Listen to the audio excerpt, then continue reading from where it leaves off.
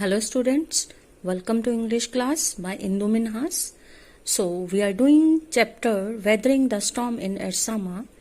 So we have read that Prashant had gone to visit his friend's house in Ersama, and how suddenly in the evening a cyclone hit the area, and the wind started beating against the houses with great speed and fury, and there was heavy and incessant rain, and how the big ancient trees were getting uprooted and crashing down to the earth, and how the angry water swirled into his friend's house. So starting with the next page, next paragraph, the crazed destruction wrought by the cyclone and the surge of the ocean continued for the next 36 hours. So crazed destruction, heavy havoc, wrought means caused by the cyclone, and the surge. Surge means sudden forward movement, okay, or sudden flood of water. And the surge of the ocean continued for next 36 hours. So that destruction, that the sudden flow incoming of floody water continued for next 36 hours, and although wind speed had reduced somewhat by the next morning, wind speeds had reduced by the next morning, and to escape the waters rising in the house, Prashant and his friend's family had taken refuge on the roof. So as the water had entered in the house, so they escaped from it by climbing up the refuge by climbing up on the roof. Okay, they took shelter on the roof. They took refuge on the roof. So Prashant will never forget the shock he experienced at his first glimpse of the devastation wrought by the super cyclone. तो छत पे उसको वो पूरा view नजर आ रहा था. जब उसने एक नजर डाली, एक ग्लिम्प्स डाली, he had a look over the view, तो वो he felt shocked, और उस शॉक को वो कभी भुला नहीं पाएगा.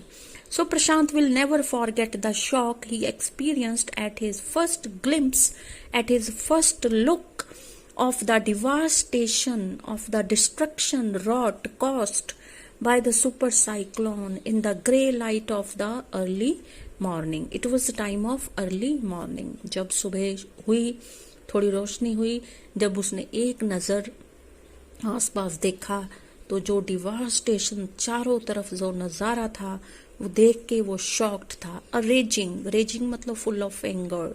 A raging, deadly brown sheet of water covered everything as far as I could see.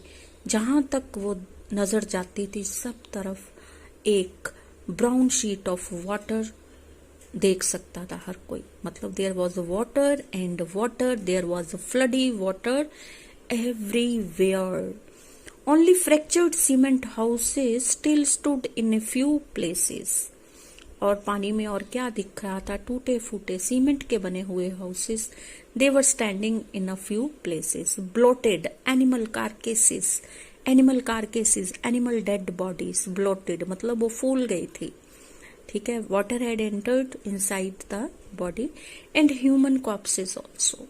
Human dead bodies, animal dead bodies. Swollen animal and human dead bodies were floating here and there, floated in every direction. All round, even huge old trees had fallen. 2 coconut trees had fallen on the roof of their house, and this was a blessing in disguise. तो बड़े बड़े coconut trees उनके roof पे भी गिर गए थे, तो पर ये एक तरह से उनके लिए ब्लेसिंग थी, छुपी हुई ब्लेसिंग थी. कैसे? उनको खाने पीने को कुछ मिल गया.